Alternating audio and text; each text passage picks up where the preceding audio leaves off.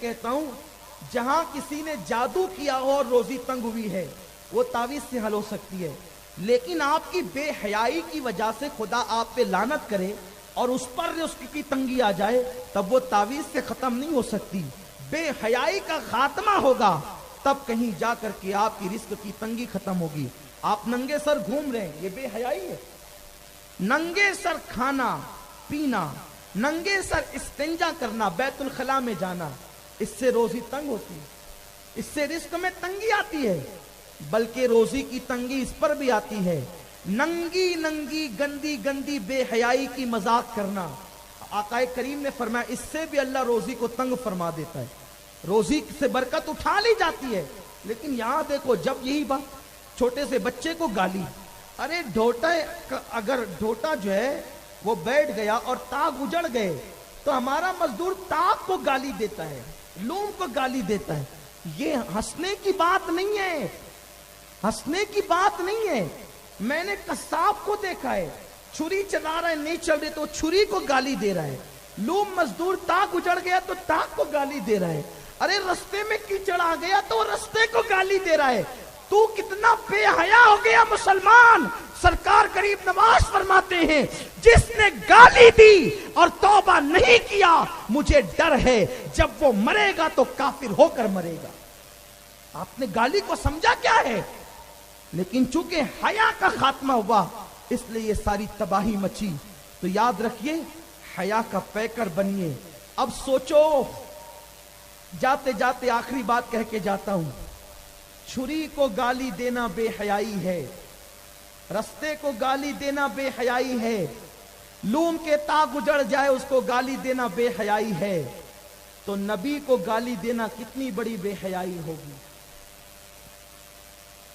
آپ کہیں گے کیا دنیا میں کوئی ایسا بھی ہے جو نبیوں کو گالی دیتا ہے، ولیوں کو گالی دیتا ہے؟ میں کہتا ہوں ہاں، تمہارے درمیان کچھ لوگ ہیں جو نبیوں کو گالی دیتے ہیں، ولیوں کو گالی دیتے ہیں۔ گالی کا مطلب کسی کے مرتبے سے اس کو نیچا کہنا، یہ گالی ہے۔ جیسے آپ کسی انسان کو کہے کتا، یہ گالی ہے۔ انسان کو کہہ دے کتا، یہ گالی ہے۔ اور آپ نے انسان کو، کسی مومن کو کتا کا گالی دی۔ غریب نواز کہتے ہیں اگر توبہ نہیں کی، معافی نہیں مانگی تو مرنے سے پہلے ڈر ہے کہ کافر ہو جائے گا۔ بتاؤ، انسان کو کتا کا یعنی مرتبے سے گھٹا دیا، اتنا بڑا گناہ۔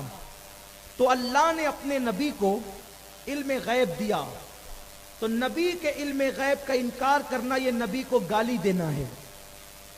اللہ نے نبی کو حاضر و ناظر بنایا، یا ایھا النبی انا ارسلناک شاہدا، یا نبی ہم نے تمہیں حاضر و ناظر بنایا۔ قرآن کہتا ہے حاضر و ناظر بنایا۔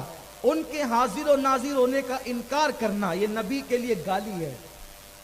اولیاء اللہ کو اللہ نے طاقت دی، قوت دی، وہ اللہ کے بندے ہیں، لیکن ان کے پاس اتنی طاقت ہے کہ اگر کوئی ان سے کہہ دے اے اللہ کے ولی، اللہ کی عطا سے آپ مجھے بیٹا دے دیں، تو ولی دعا کر کے تمہیں بیٹا دلا سکتا ہے۔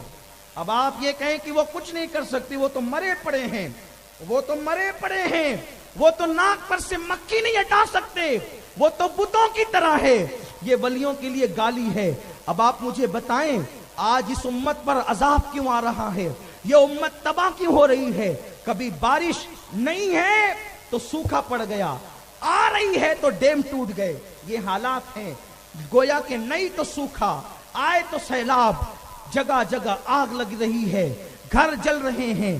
گھر جل رہے مطلب ماں باپ میں نفرتوں کی وجہ سے، بھائی بھائی میں نفرتوں کی وجہ سے، یہ نفرتوں کی آگ ہے اور اس سے گھر جل رہے ہیں۔ یعنی کہیں سکون نہیں، کہیں اطمینان نہیں، وجہ کہ تم اپنے نبیوں کو گالی دے رہے ہو۔ جس نبی کا ہم کلمہ پڑھتے ہیں وہ بھی ہمارے نبی ہیں، اور جن کا کلمہ نہیں پڑھتے ہیں ان نبیوں کی تعظیم بھی ہم پہ فرض ہے۔ تو میرے بھائیوں، ان گالیوں میں رکھا کیا ہے؟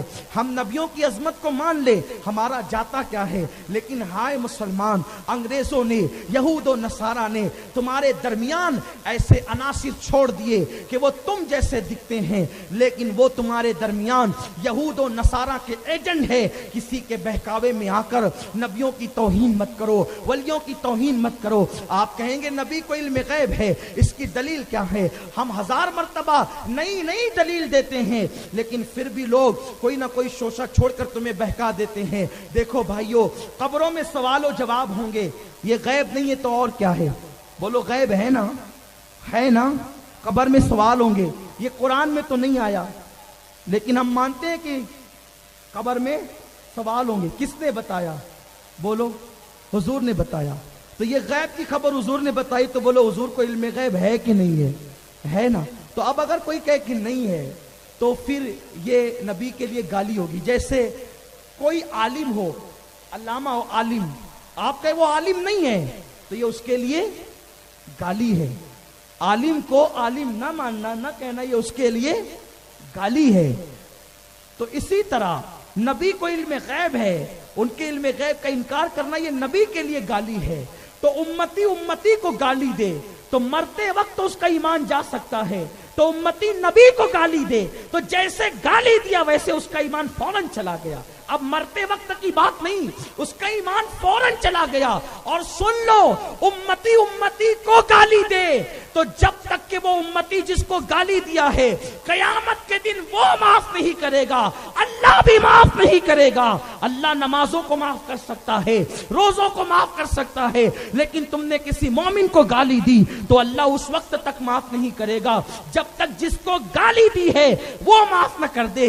अरे उम्मती को गाली दी तो जब तक उम्मती माफ न करे उस वक्त तक अल्लाह माफ नहीं करेगा। तो जिसने नबी को गाली दी तो अल्लाह अकबर, जब तक नबी माफ नहीं करेंगे उस वक्त तक अल्लाह भी माफ नहीं करेगा।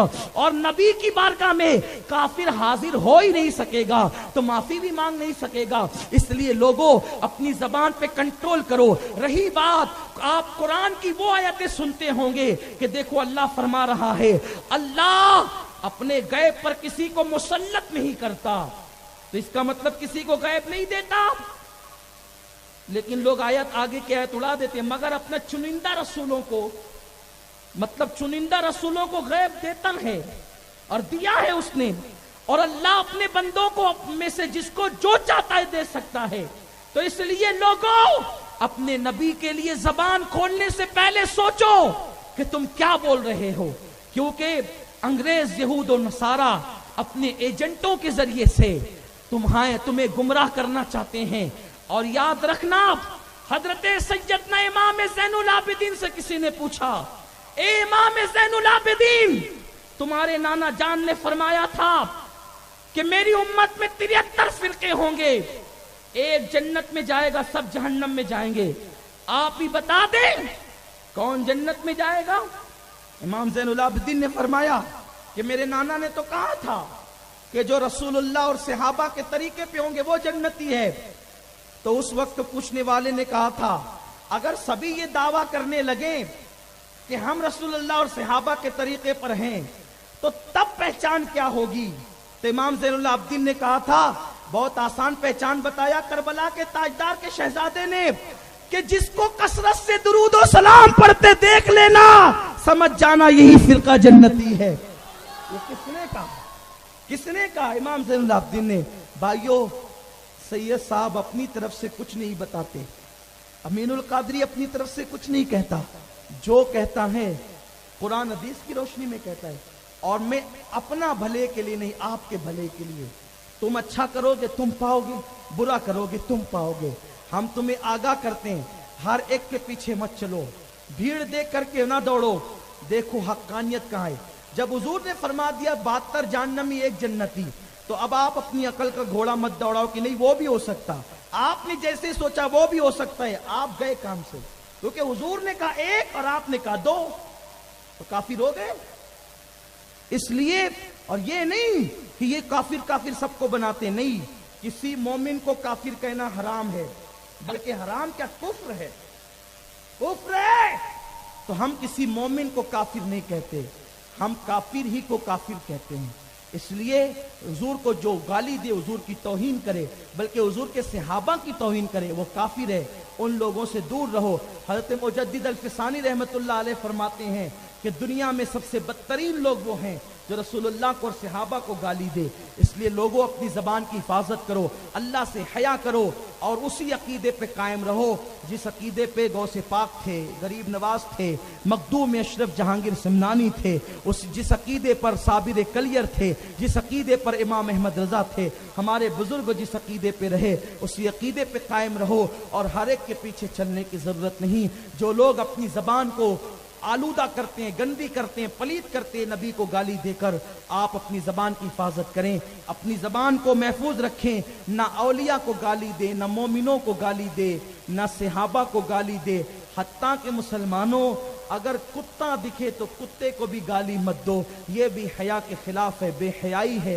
अल्लाह ताला मुझे आप सबको कहने सुनने से ज़्यादा अमल की तौफीक अता फरमाए। दौरान गुफ्तगू कोई गलती हो गई तो अल्लाह ताला माफ़ फरमाए। वमा अलैना इल्लल बलाग। अस्सलाम। दोस्तों, ये तमाम बातें सुनने के बाद हमें ये अच्छी तरह समझ लेना चाहिए कि हमारी ज़बान ही हमारी असल पहचान है। अगर हमारी ज़बान से निकले हुए चंद मीठे अल्फाज किसी का दिल जीत सकते हैं तो हमारी दी हुई एक गाली या बदज़ुबानी किसी का दिल तोड़ भी सकती हैं और हमारी अपनी आखिरत को बर्बाद भी कर सकती हैं। दोस्तों, हमें याद रखना होगा कि क़यामत के दिन हमारी यही ज़ुबान हमारे खिलाफ गवाही देगी। जो नेकियां हम दिन रात मेहनत करके कमाते हैं वो सिर्फ हमारी बदज़ुबानी और गाली गलौज की वजह से ज़ाय हो जाएंगी और हम खाली हाथ रह जाएंगे।